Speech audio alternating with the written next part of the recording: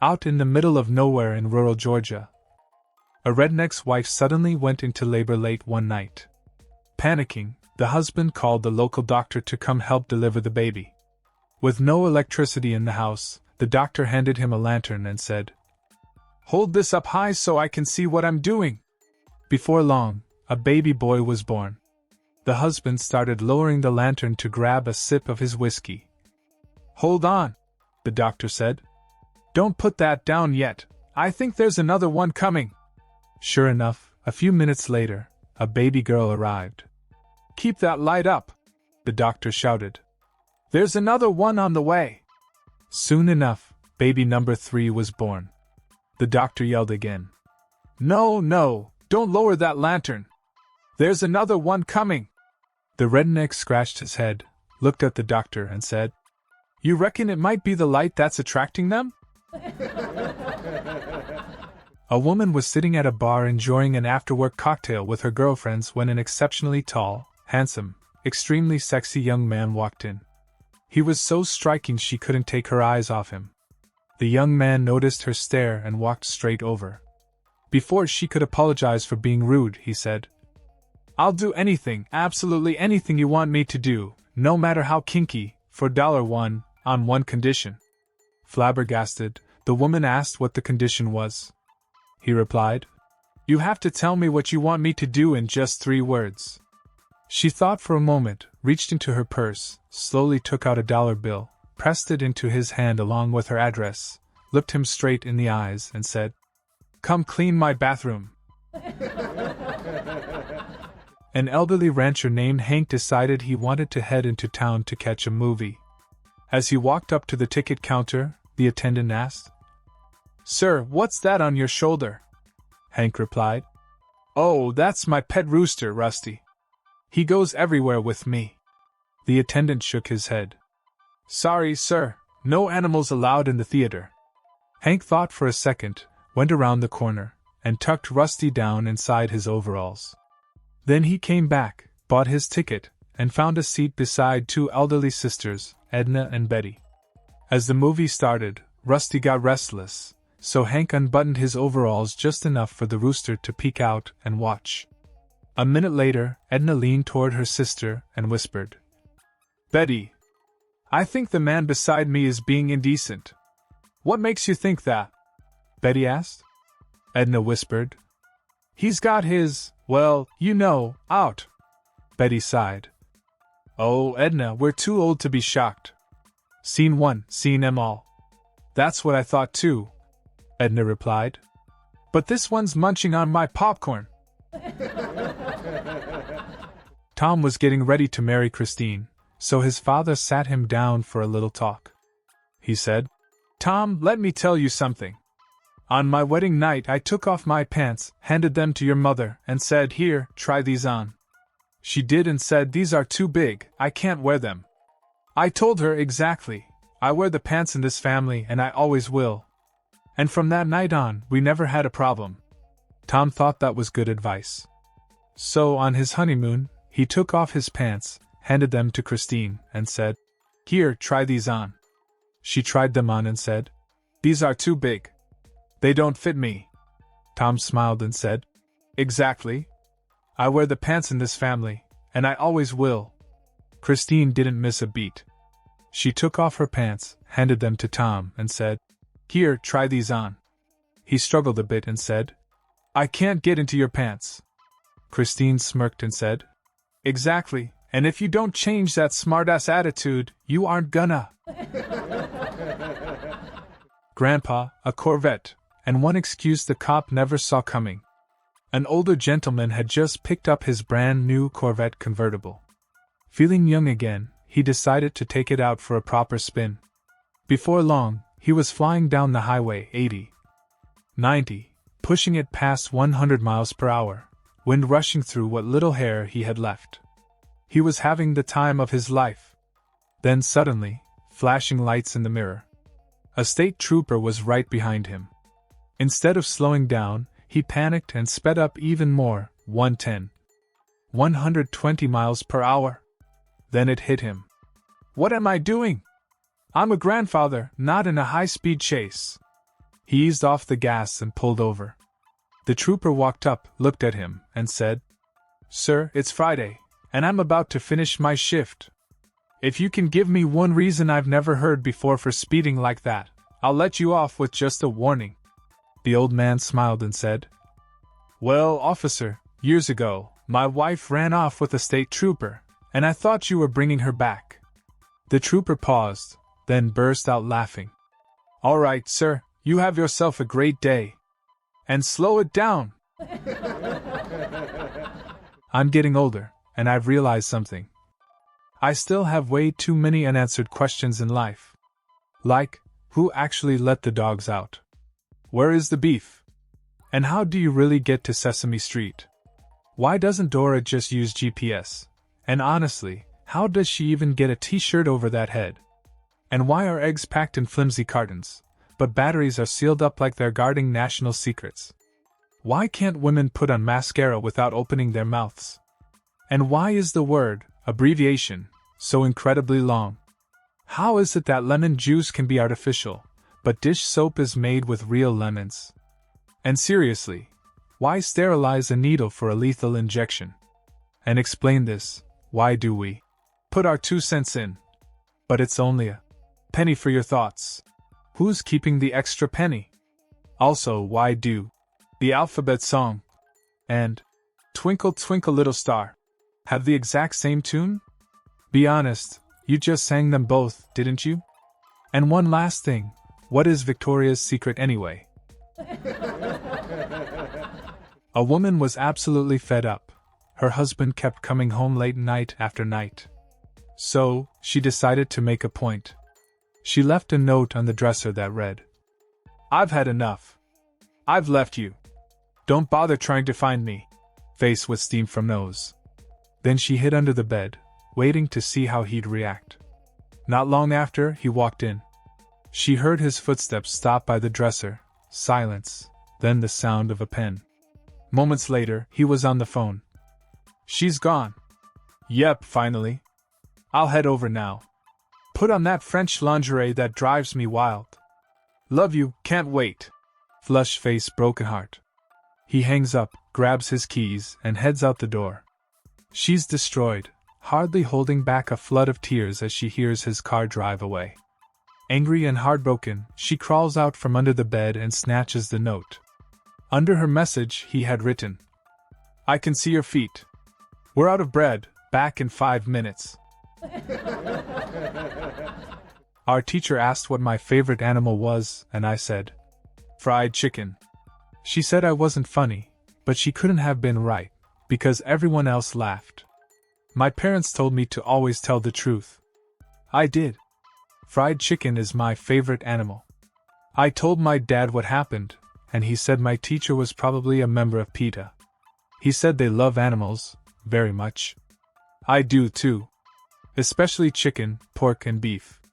Anyway, my teacher sent me to the principal's office. I told him what happened, and he laughed too. Then he told me not to do it again. The next day in class my teacher asked me what my favorite live animal was. I told her it was chicken. She asked me why, so I told her it was because you could make them into fried chicken. She sent me back to the principal's office. He laughed and told me not to do it again. I don't understand. My parents taught me to be honest, but my teacher doesn't like it when I am. Today, my teacher asked me to tell her what famous person I admired most. I told her, Colonel Sanders. Guess where I am now? A guy walks into a bar and says to the bartender, "If I show you a wild trick, will you give me a free drink?" The bartender shrugs. "Sure, why not?" The guy reaches into his pocket and pulls out a tiny rat. Then, from his other pocket, a mini piano. The rat stretches, cracks his knuckles, and starts playing the blues like a rodent Ray Charles. Stunned, the bartender pours him a free drink. After finishing it, the guy says, "If I show you an even better trick, do I drink for free all night?" "Buddy, if you can top that, you're drinking on me till closing," the bartender replies. So the man pulls the rat and piano out again. Then reaches into his coat and pulls out a small bullfrog. The frog clears his throat and starts belting out soulful blues lyrics. The rat's playing, the frog singing, the bar is dead silent in awe. Suddenly a man rushes up. "I'll give you $10,000 for that frog." "Nope, not for sale." $25,000. "Nope." $50,000. "Cash." "Deal." The bartender's jaw hits the floor. "Are you out of your mind? That frog was a gold mine. Why'd you sell him?" The man grins and says, "Relax. The frog can't sing, the rat's a ventriloquist." A gorilla at the zoo dies of old age just before opening time. He was the star attraction, the one animal everybody came to see. The zoo can't afford a new gorilla right away, so the owner makes a quiet offer to one of the workers. "We've got an old gorilla costume in storage. If you put it on and act like the gorilla for a while, I'll pay you an extra $100 a day." The worker agrees, puts on the suit, and goes into the enclosure. To his surprise, the visitors love him. He pounds his chest and swings around, and soon crowds are showing up just to see this amazingly lifelike gorilla. After a month, though, the excitement starts to die down. So he decides to put on a little stunt. He climbs to the top of the enclosure, swings over into the neighboring lion habitat, and hangs from the safety net above it. A huge crowd gathers, gasping and pointing. Then his hands slip. He falls right into the lion's den. Panicking, he starts yelling, "Help! Somebody help me! I'm not really a gorilla!" Suddenly, a massive lion leaps onto him, pinning him to the ground. The lion leans in close and whispers, "Pipe down, buddy, or you'll get us both fired." The kids filed back into class Monday morning, all excited. Their weekend assignment was to sell something and then give a short talk about their sales strategy. Little Sally went first. "I sold Girl Scout cookies," she said proudly. "I made $30. My approach was to appeal to people's kindness." "Excellent," said the teacher. Little Mary went next. "I sold magazines. I made $45. I told people that magazines help them keep up with the news." "Very good, Mary," said the teacher. Finally, it was little Johnny's turn.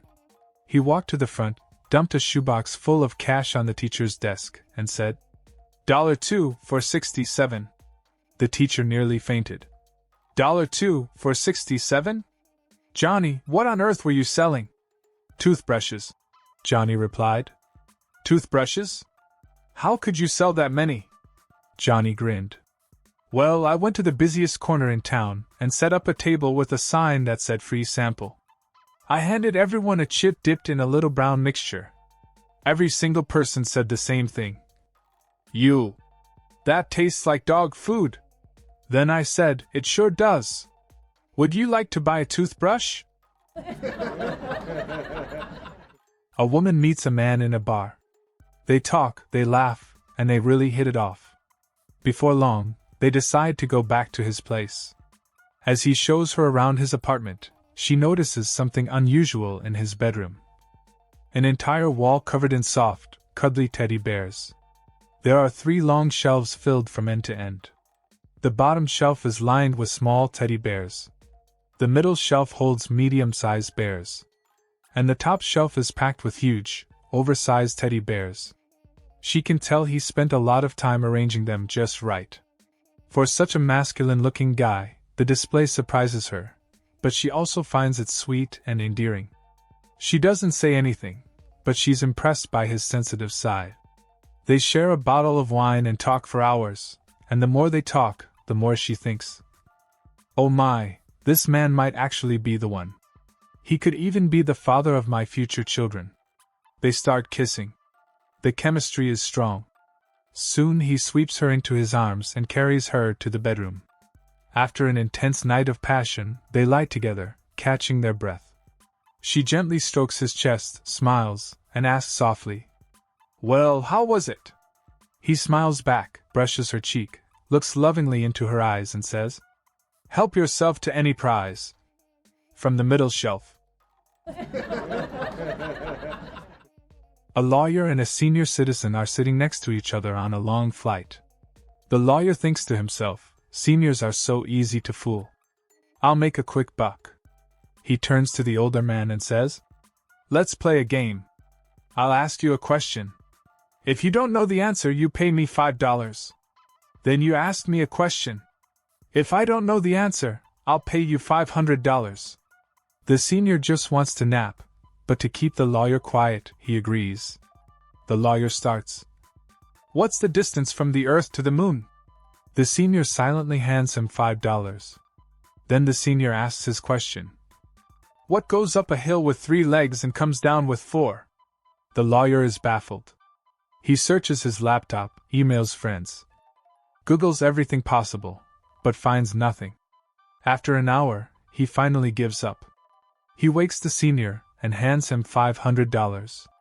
The senior pockets the money and goes right back to sleep. But the lawyer can't stand it. He shakes the senior awake and says, "Okay, what goes up a hill with 3 legs and comes down with 4? The senior reaches into his pocket, hands the lawyer another $5, and goes right back to sleep. A young man went into confession crying and told the priest, "Forgive me, Father, for I have sinned." "What have you done?" asked the priest. "A few weeks ago I went to the library. I remained there until closing time, and when I was about to go home, rain started pouring down. It was so intense I had to wait in the library.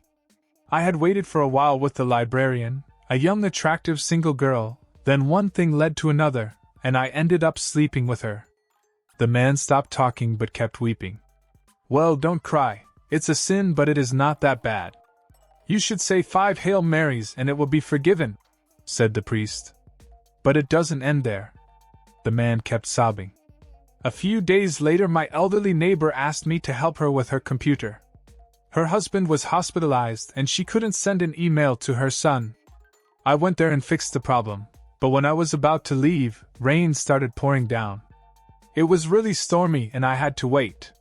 One thing led to another, and I ended up sleeping with the old lady."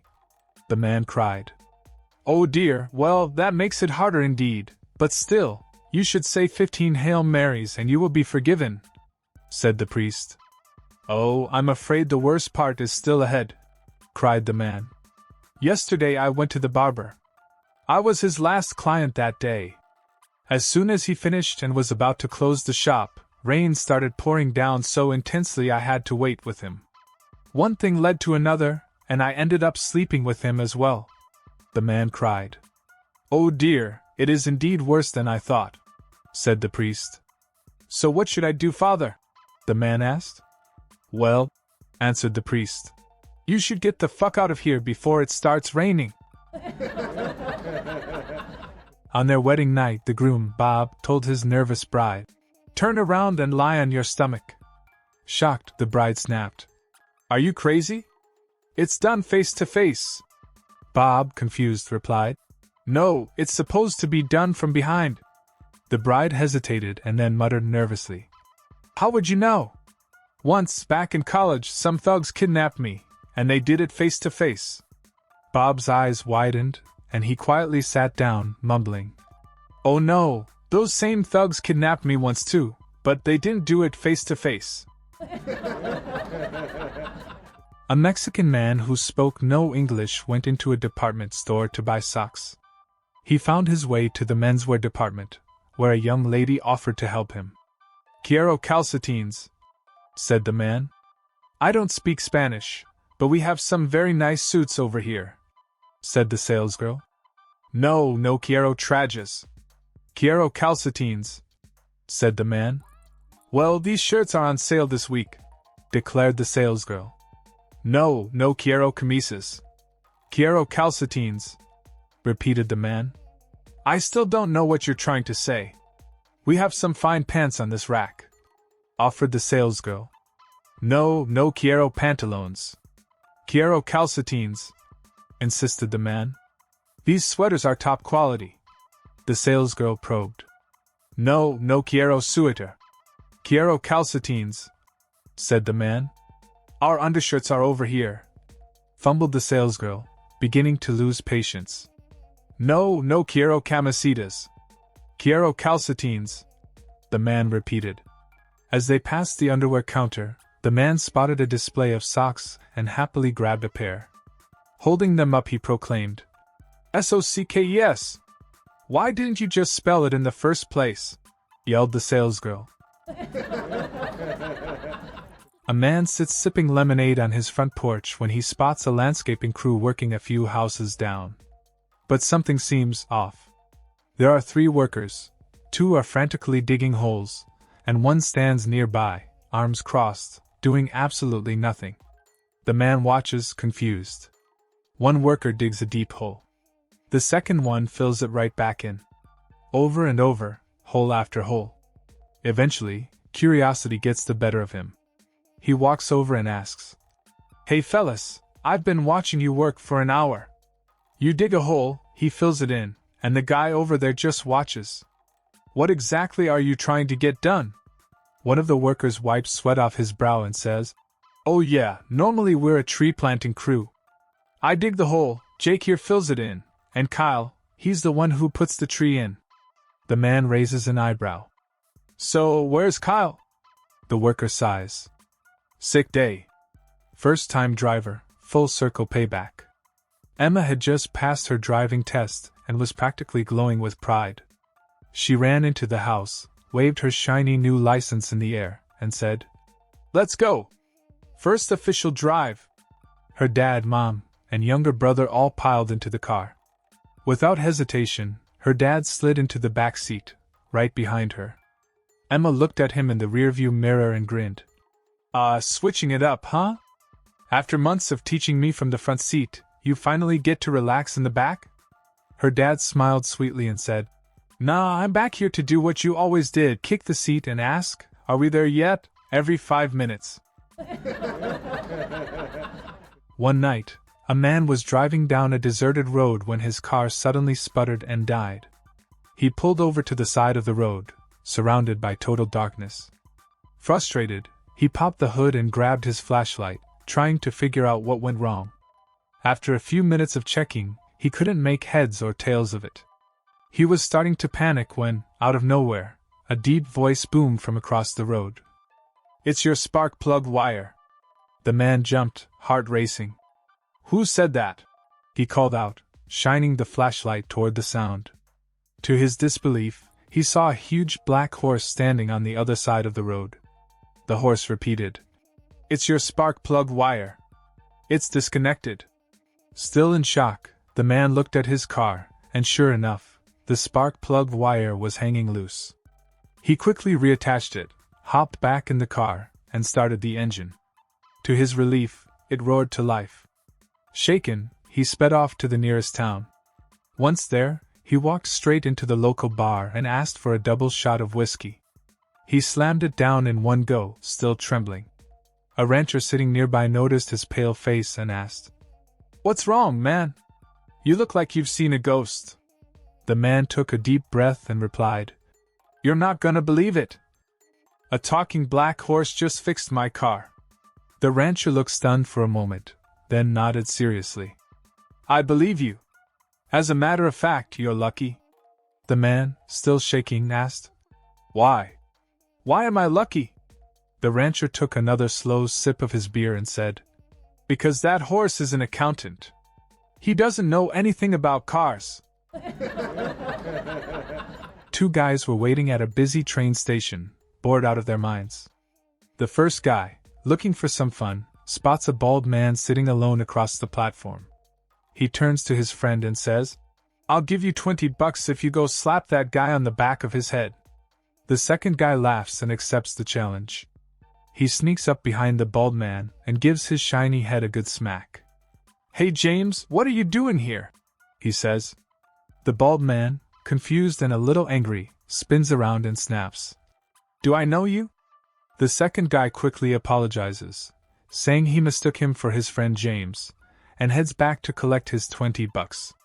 "Wow, I can't believe that worked," the first guy says, clearly impressed. "Alright, I'll give you $50 if you do it again." His friend grins, accepting the new challenge. He goes over to the bald guy again, smacks the back of his head and yells, "James, you're messing with me. We met at Chuck's bachelor party, remember? We had a great time." The bald man, now absolutely furious, stands up and shouts, "My name is not James. I don't know you." He grabs his things and storms off, moving to a completely different part of the station. The second guy returns, grinning, and collects his $50 from his friend. "That was amazing," the first guy says. "I'll give you $100 if you do it one more time." The second guy hesitates for a moment, thinking, but then decides to go for it. He sneaks up behind the bald man once more, smacks the back of his head, and yells, "James! What are you doing sitting over here? I've been bothering this other guy who looks just like you. How are you, man?" The bald man, now completely speechless, just stares at him in disbelief, unable to say a word. The Lone Ranger was ambushed by a hostile native war party and taken to their camp. The chief, a proud and fierce leader, stood before him and said, "So, you're the great Lone Ranger. In honor of the Harvest Festival, I've decided you shall be executed in 3 days. But before that, I will grant you 3 requests." "What is your first request?" the Lone Ranger said. "I'd like to speak to my horse, Silver." The chief agreed, and Silver was brought before him. The Lone Ranger leaned in, whispered something into the horse's ear, and Silver galloped off into the distance. That evening, Silver returned, with a gorgeous blonde woman riding on his back. She entered the Lone Ranger's tent and stayed the night. The next morning, the chief raised an eyebrow. "Impressive. Very loyal horse. But I'm still going to kill you in 2 days. What is your second request?" Once again, the Lone Ranger asked to speak to his horse. Silver was brought forward, and again the Lone Ranger whispered something into his ear. Silver galloped away. That night, the horse returned, this time with an even more stunning brunette. She also entered the tent, and stayed the night. By morning, the chief was thoroughly amazed. "Your horse is truly remarkable. But you die tomorrow. Now, what is your final request?" The Lone Ranger sighed and said, "I need to speak to my horse, alone." The chief, now very curious, agreed. Once alone, the Lone Ranger grabbed Silver by the ears, stared him dead in the eyes, and hissed, "Silver, for the last time, I said bring posse." A man and his wife were sitting down to dinner when she said, "Ringling Brothers is in town this week. The poster says they have a dancing bear. I've always wanted to see that. Maybe next year," the man replied. "Work's a bit crazy right now." The next evening, as soon as he sat down, she lit up again. "The neighbors went today, said the tightrope walkers did the hokey pokey on the wire. Can you believe that? I wish I could take you," he said. "But if I don't finish this project, the boss will have my head." The next night she beamed. "The paperboy said a dozen clowns popped out of a teeny car and did the cancan in bloomers. He said it was the funniest thing he's ever seen." The man chuckled, but sighed. "Soon, I promise. Just not this week." The night after that, her mood had dropped. "My book club saw the show. The lion tamer and the elephant rider did a waltz. They said it was magical. Everyone in town's seen it but us." Seeing her disappointment, the man gave in. "You know what? Let's go tomorrow. I'll ask my buddy to cover for me at work." The next morning, the man and his wife set off hand in hand for the circus. At the office, the boss noticed he was missing and asked his coworker, "Where's your friend today?" The coworker shrugged and said, "Oh, he couldn't make it in. He's out due to 4 unseen circus dances." A mafia godfather finds out that his bookkeeper, Guido, has cheated him out of $10 million. His bookkeeper is deaf. That was the reason he got the job in the first place. It was assumed that Guido would hear nothing so he would not have to testify in court. When the godfather goes to confront Guido about his missing $10 million, he takes along his lawyer, who knows sign language. The godfather tells the lawyer, "Ask him where the money is." The lawyer, using sign language, asks Guido, "Where's the money?" Guido signs back, "I don't know what you are talking about." The lawyer tells the godfather. He says he doesn't know what you are talking about. The godfather pulls out a pistol, puts it to Guido's head and says, "Ask him again or I'll kill him." The lawyer signs to Guido.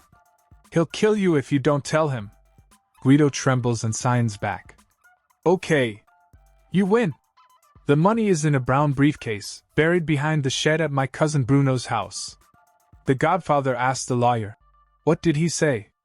The lawyer replies, "He says you don't have the balls to pull the trigger."